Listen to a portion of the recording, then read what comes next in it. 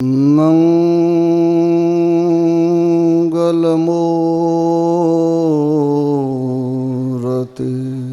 सतगुरु मिलवा सर्वधार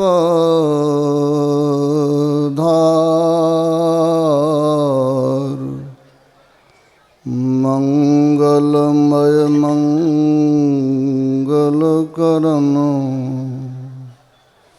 विनवा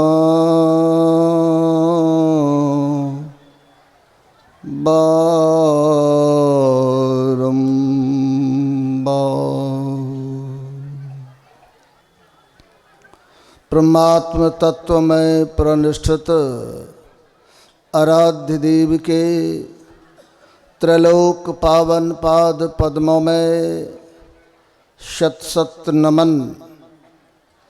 आराध्य देव की प्रतिमूर्ति एवं संत मत के वर्तमान आचार्य पूज्यपाद महर्षि हरिनंदन ब्रह्मन जी महाराज एवं मंचस्थ समस्त गुरुजनों के चरणों में सत सत नमन। आदरणीय धर्म प्रेमी सज्जनों, आदरणीय माताओं एवं भक्तिमती बहनों, संत मत सत्संग के द्वारा ईश्वर भक्ति का प्रचार प्रसार किया जाता है। संत मत कहने का मतलब कोई खास संप्रदाय या मजहब से नहीं है। संत मत का मतलब संतों का मत, संतों का विचार और संतों के ज्ञान पर आधारित संत मत है। संत मत को वैदिक सनातन धर्म कहा गया है। इसमें ईश्वर की मान्यताएं हैं। इसका मतलब यह नहीं है जो यह गैर वैदिक मतों से कोई घृणा, राग, रोष या द्वेष करता हो। यहाँ पर तो सभी संतों का समान रूप से सम्मान किया जाता है। अभी हमारे विद्वान अभय साहब कह रहे थे कि धर्म के नाम पर, मजहब के नाम पर जो लोग झगड़ते हैं, तो हमारे आराध्य देव ने डंके की चोट पर कहा, सब संतन की बड़ी बलिहारी, उनकी स्तुति कई विधि की जाए, मोरी मति अति नीच अनारी। जितने भी संत हैं सबकी बलिहारी हैं, सबका बड़ा उपकार है। संत किसी जाति विशेष, किसी संप्रदाय विशेष या किसी मजहब विशेष के नहीं होते हैं। जिस प्रकार आकाश में सूरज है, तो जैसे सूर्योदय होता है तो वह संपूर्ण संसार के लिए होता है उनकी रोशनी, उसी तरह जब संत भगवंत अवतरित होते हैं तो उनका ज्ञान समस्त मानवता के लिए होता है, संपूर्ण मानवों के लिए होता है। लेकिन आज हम धर्म के नाम पर, मजहब के नाम पर जो विभिन्नताएं देखते हैं, तो हमारे आराध्य देव कहने कृपा किए, यदि मोटी और बाहरी बातों को तथा पंथाई भावों को हटाकर विचारा जाए तो यही सिद्ध होगा कि सब संतों का एक ही मत है। सिर्फ मोटी बाहरी बातों में अंतर है, लेकिन अंतर में जब चलेंगे, मूल बात जो है उसमें किसी तरह का कोई अलगाव नहीं है। तो संत मत में ईश्वर की मान्यताएं, वो ईश्वर कैसे हैं? संतों ने कहा वो ईश्वर सर्वव्यापी हैं, वो ईश्वर सब जगह हैं, ईश्वर से कोई जगह खाली नहीं है। और ईश्वर की प्राप्ति कहीं बाहर में नहीं होगी। जिन्होंने उस ईश्वर को बाहर में प्राप्त करने का प्रयास किया वो भ्रम में पड़ गए, वे अज्ञानता में पड़ गए, उस ईश्वर को प्राप्त करना है जो सर्वव्यापी है, सब जगह है, उस ईश्वर की प्राप्ति अपने अंदर में होगी। ईश्वर एक है और ईश्वर को पाने का रास्ता भी एक है। वो रास्ता कहीं बाहर का नहीं है, वो रास्ता सबके अंदर का है। अंतर के मार्ग पर चलेंगे तब उस ईश्वर का साक्षात्कार होगा, जिस ईश्वर के संबंध में संतों ने कहा जो ईश्वर का वर्णन शब्दों के द्वारा नहीं हो सकता है।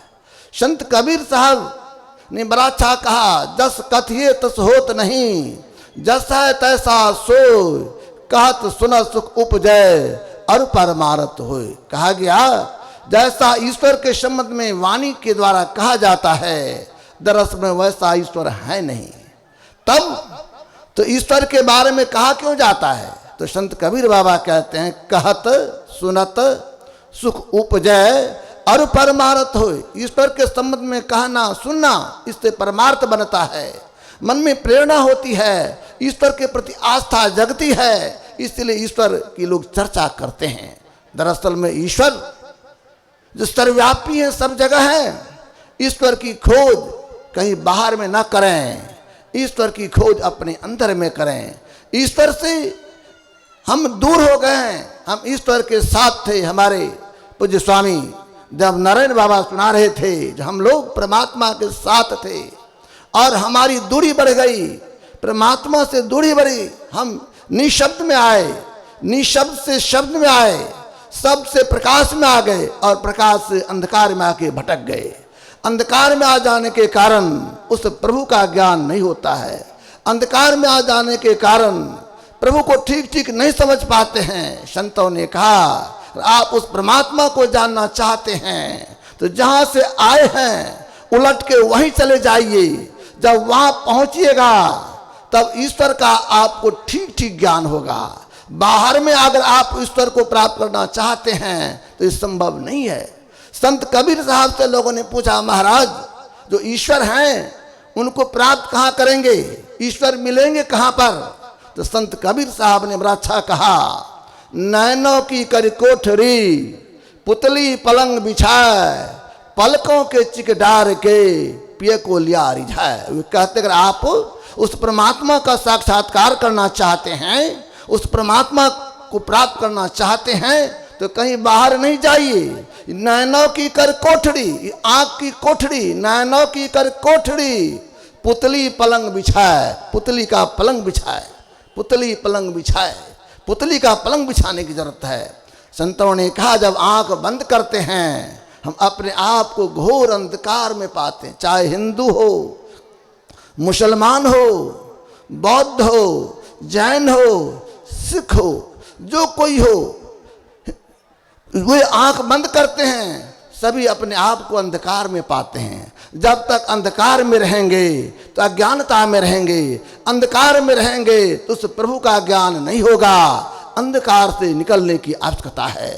संत कबीर साहब ने बड़ा अच्छा कहा, एक तो अंधेरी कोठरी तामे दिया न बाती हो, बहिया पकड़ जम ले चले को संगन साथी हो। उस ईश्वर को प्राप्त करना चाहते हैं, इसके लिए संतों ने कहा ईश्वर के बहुत सारे नाम हैं और बहुत सारे नामों से एक नाम पर आने की आवश्यकता है। बहुत सारे नामों में हमारी वृत्ति फैल जाती है, इसलिए बहुत सारे नामों से एक नाम पर आते हैं, सिमटाव करने की जरूरत है। इसीलिए जो प्रभु का एक नाम है उस नाम को पकड़ने की आवश्यकता है।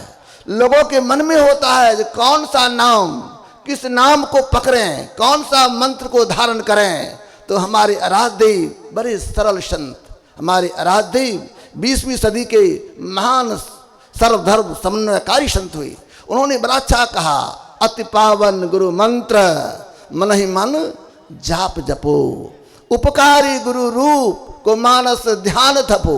ईश्वर का साक्षात्कार करना चाहते हैं तो ईश्वर को अगर जानना चाहते हैं तो गुरु प्रदत्त, गुरु जो मंत्र बता दें, गुरु जो नाम बता दें, उसी नाम को ठीक ठीक जपने की आवश्यकता है। तो ठीक ठीक जपते हैं तो हमारा मन धीरे धीरे शुद्ध होता है, हमारा मन पवित्र होता, अंतःकरण शुद्ध होता है। हमारे गुरुदेव की वाणी में आया है, सतगुरु नितहि पुकारत, चीजत पाप समूर है, सतगुरु रूप हिय में धारत, काम क्रोध मद लोभ दय। कहते हैं अगर आप गुरु प्रदत्त मंत्र को ठीक ठीक जपेंगे तो स्वतः आपका अंतःकरण पवित्र होगा, अंतःकरण शुद्ध होगा। जपने की जरूरत है, लेकिन हम लोग जपने के लिए बैठते हैं तो मन लगता नहीं है, मन भागता है। लोगों की समस्या है, जो बाबा जब जप करने के लिए बैठते हैं तो विविध तरह की बातें मन में आने लगती है। तो संतों ने कहा घबराने की जरूरत नहीं। यही बात पूज्यपाद महर्षि संत सेवी परमहंस जी महाराज से लोगों ने पूछा, जो महाराज जब जप करने के लिए बैठता हूँ तो मन भागता है, मन इधर उधर दौड़ता है। तो हुजूर श्री कहने की कृपा किए, देखो जी जिस तरह कपड़े को धोते हो ना, तो कपड़े को धोने के समय जब साबुन लगाते हो तो उससे मैल निकलता है, वो मैल निकलता है तो कपड़ा धोना छोड़ दो तो कपड़ा साफ होगा, हरगिज साफ नहीं होगा। कपड़े को धोना है तो उसमें साबुन लगाना है, पानी देना है और मैल निकलेगा, और निकलते निकलते एक ऐसी स्थिति आएगी जो वह क्या हो जाएगा, कपड़ा साफ हो जाएगा। उसी तरह जप करेंगे, मन को जप में लगाएंगे और ठीक ठीक जप करते हैं तो हमारे जो इष्ट होते हैं उनका दर्शन भी होता है। सदगुरु रूप हिय में धारत, काम क्रोध मद लोभ दय। सदगुरु का जो रूप है अपने अंदर में आएगा तो हमारे अंदर के जो विकार है उस विकार का शमन होगा। लेकिन इतना ही से काम नहीं चलेगा, ईश्वर तो सर्वव्यापी है, सब जगह सूक्ष्माति सूक्ष्म है। इसके लिए हमें और सूक्ष्म होने की जरूरत है। तो हमारे गुरुदेव कहते इसके लिए क्या करना होगा, और सूक्ष्म होने के लिए बिंदु ध्यान करने की जरूरत है, जिसको दृष्टि योग की साधना कहते। हमारे गुरुदेव कहने कृपा की, सावन सुख मन दृष्टि आनत, दामिन छिन छिन दम कई, हील डोल तज सुरत थिर करी, प्रणवतार उगाइए। कहते हैं दृष्टि योग की साधना करेंगे, जिसको बिंदु ध्यान कहते हैं। हमारे गुरुदेव ने कहने कृपा की, बिंदु ध्यान विधि नाद ध्यान विधि, सरल सरल जग में प्रचारी, सब संतरण की बड़ी बलिहारी। बिंदु और नाद, जो बिंदु ध्यान करेंगे तब क्या होगा, तो गुरुदेव कहते जो बिंदु ध्यान करते हैं, जिनको बिंदु की प्राप्ति होती है तो भव सिंधु से तरने की उनको नौका मिल जाता है। जो बिंदु ध्यान करते हैं तब क्या होगा, तो गुरुदेव कहते बिंदु राह से निकल बहादुर, तम मंडल टपना होगा। अंधकार से टपेंगे, प्रकाश में जाएंगे, लेकिन वहां प्रकाश से भी निकलना है तो वहां पर बहुत तरह के शब्द होता है, और बहुत तरह के शब्दों में से जो सार शब्द है, जिसको मधुर शब्द कहा गया है, जिस शब्द से सृष्टि हुई है, उस शब्द को ग्रहण करने की आवश्यकता है। इसी को हमारे आराध्य देव कहते राम नाम अमर नाम, भजो भाई सोई सोई सत धुन सब, घट घट होई पर न पशंती न, मदमान वैखरी नहीं वर्णात्मक हत धुन को। राम नाम अमर नाम भजो भाई सोई, वो जो नाम है जिसको सार शब्द कहते हैं, जिसको आदि नाम कहते हैं, उस नाम को पकड़ें और उस नाम के सहारे उस नामी के पास पहुंच जाएंगे, जिसको हमारे आराध्य कहते सत शब्द धर कर चल मिलन आवरण सारे पार में। उस सत शब्द के सारे आवरणों को, स्थूल सूक्ष्म कारण महाकारण और केवल सारे आवरणों को पार करेंगे। और जब सारे आवरणों को पार कर जाएंगे तब जो प्रभु का प्रत्यक्षीकरण होगा, तब जो प्रभु का अनुभव होगा, वह वास्तविक प्रभु होंगे, वास्तविक परमात्मा होंगे। और तब जिनको ऐसा हो जाएगा उनके जीवन से द्वैत मिट जाएगा, उनके जीवन में अद्वैत ज्ञान हो जाएगा। और यही ज्ञान पक्का ज्ञान है, यही ज्ञान हमारे आराध्य देव ने प्राप्त किया। इसलिए हमारे आराध्य देव कहने की कृपा के समझा में ही लखा नमूना, बात है बिल्कुल सतहित की। गुरुदेव कहते हैं मैंने समझा और मुझे अनुभव हुआ। जो अनुभव ज्ञान जिनको हो जाता है वो पक्का ज्ञान होता है। हमारे श्रद्धेय विद्वान प्रवक्ता स्वामी सत्यप्रकाश जी महाराज कह रहे थे, वैज्ञानिकों का खोज तो बाहर का खोज है, बाहर के वस्तुओं को लेकर बाहर के प्रयोगशाला में खोज करते हैं, लेकिन संतों का खोज इस शरीर रूपी प्रयोगशाला में होता है। और अंतर की खोज है, और अंतर की जो खोज है, इस खोज में किसी तरह का कोई परिवर्तन नहीं है। हमारे ऋषियों ने जो खोजा वही हमारे संतों ने भी प्राप्त किया। दरअसल में अपने अंतर में चलेंगे, और जो कोई अंतर में खोज करता है वह खोज सच्चा और पक्का खोज होता है। जो परमात्मा को प्राप्त कर लेगा उनका जीवन सफल हो जाएगा, उनका जीवन धन्य हो जाएगा। उस परमात्मा को प्राप्त करने के लिए कहीं जाने की जरूरत नहीं है। अपने घर द्वार में रहिए, बाल बच्चे के साथ रहिए और स्वरोजगार करते रहिए, लेकिन परमात्मा की भक्ति करते रहें। हमारे गुरुदेव जो कहने कृपा किए, त्रिकाल संध्या, उस त्रिकाल संध्या को करते रहेंगे, कहीं भी रहकर उस परमात्मा को प्राप्त कर सकते हैं। कहीं जाने की जरूरत नहीं है।